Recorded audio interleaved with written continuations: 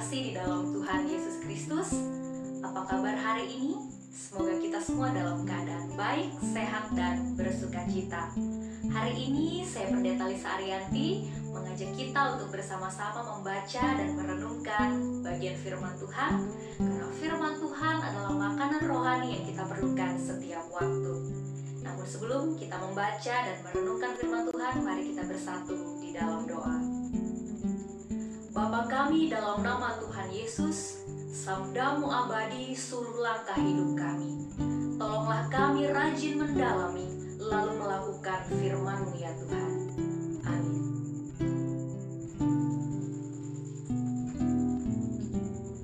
Almanak Nas GKE memperhadapkan kita pada satu bagian firman Tuhan yang terdapat dalam Kisah Para Rasul pasal yang ke-7 ayat 44 sampai 56.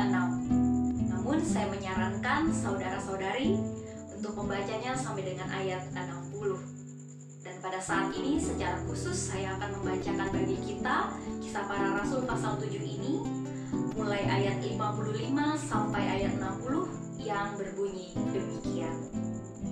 Tetapi Stefanus yang penuh dengan Roh Kudus menatap ke langit, lalu melihat kemuliaan Allah dan Yesus berdiri di sebelah kanan Allah. Lalu katanya, "Sungguh, aku melihat langit terbuka dan Anak Manusia berdiri di sebelah kanan Allah."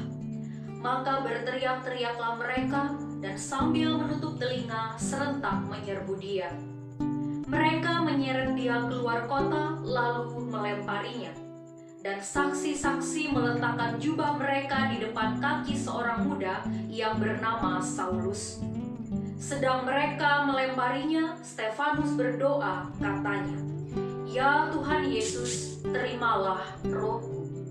Sambil berlutut ia berseru dengan suara nyaring, "Tuhan, janganlah tanggungkan dosa ini kepada mereka."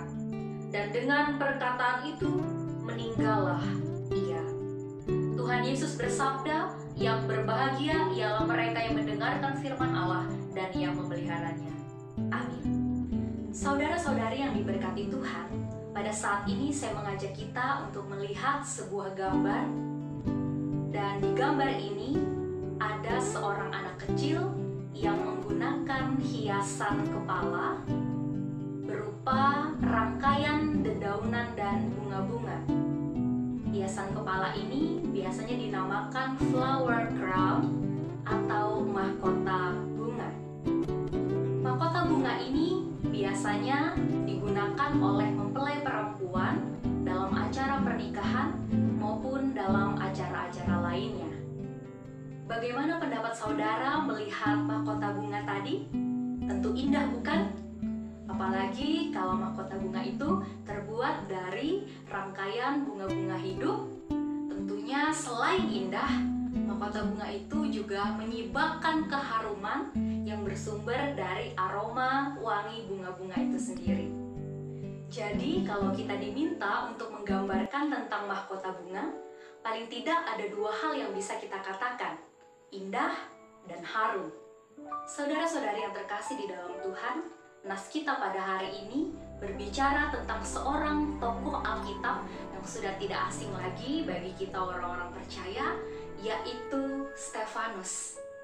Tahukah saudara bahwa nama Stefanus itu berasal dari kata dalam bahasa Yunani Stephanos, yang artinya mahkota dari rangkaian dedaunan atau bunga. Dan kalau kita melihat bagaimana perjalanan kehidupan Stefanus melalui kesaksian Alkitab, maka kita bisa katakan bahwa arti dari nama Stefanus ini sangat sesuai dengan realitas kehidupannya. Terlebih jika kita hubungkan dengan bagaimana cara ia wafat. Untuk itu saudara, saya mengajak kita sejenak untuk melihat kembali siapakah Stefanus dan bagaimana perjalanan hidupnya. Stefanus adalah salah seorang diaken gereja perdana di Yerusalem yang tugasnya adalah melayani dan memberikan bantuan kepada janda-janda miskin atau disebut juga dengan istilah pelayan meja. Alkitab juga menyatakan bahwa Stefanus adalah seorang yang penuh iman dan Roh Kudus.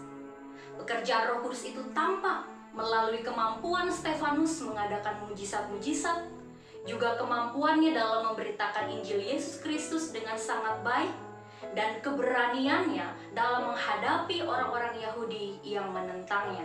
Meski ada harga yang sangat mahal yang harus dibayar oleh Stefanus, yaitu meninggal sebagai martir. Dalam nas hari ini, khususnya dalam ayat 59, dituliskan bahwa Stefanus dilempari dengan batu sampai mati.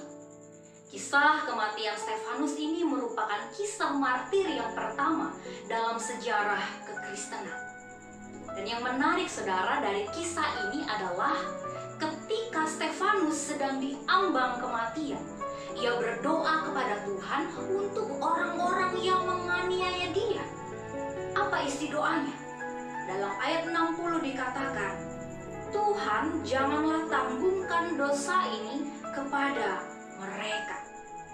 Saudara-saudari yang terkasih, Stefanus telah memberikan teladan tentang keberanian menghadapi tantangan hidup dan tantangan iman.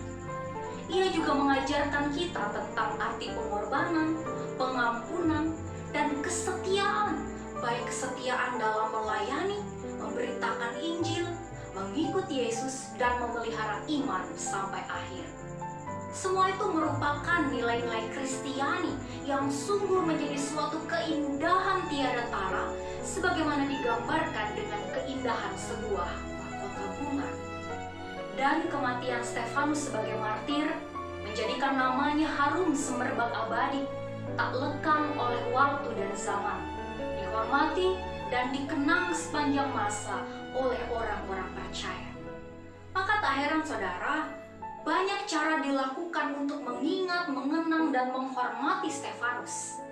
Di antaranya ada 2 situs bersejarah di Yerusalem, yaitu Gereja Santo Stefanus di Lembah Kidron, Yerusalem, dan Gerbang Santo Stefanus, yaitu salah satu gerbang kota tua Yerusalem.